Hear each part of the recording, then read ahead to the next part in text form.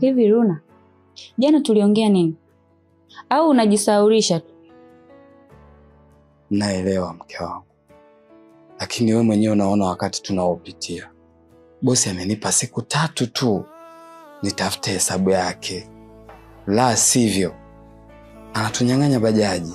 Sasa mimi hao mambo ya bosi wako yananihusu nini? Akunyang'anye bajaji afanye nini? Mimi hainihusu. Mimi ninachotaka ni hela tulioongelea jana. Hayo mambo ya bosi wako unamwambia nani?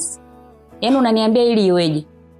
Naomba basi vumilia kwanza. Neno uvumilivu kwenye maisha yangu silipendi hata kulisikia. Nachukia. Nivumilie nini? Nivumilie njaa? Nivumilie shida? Ulivyonioa ulisema nakuja kuishi kwa furaha na amani. Hii ndo amani? Haya matatizo, hizi shida.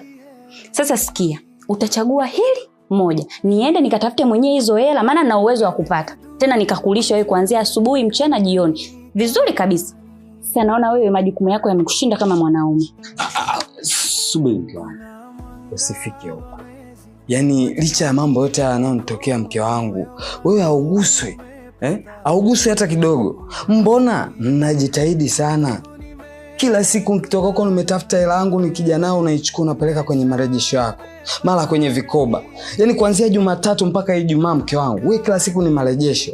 Mbona ninajitahidi sana? Alafu nilikuomba hela ya kikoba, ukasema utanipa. Lakini upo kimya tu. Unasema sijui bosi wako, sijui nini. Sasa mimi hayo mambo yako unaonielezea hayanihusu. Mimi nataka pesa, sitaki maelezo. Sawa. Sijamaliza.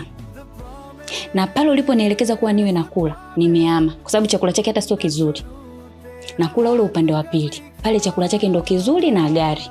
Anadai 32,000.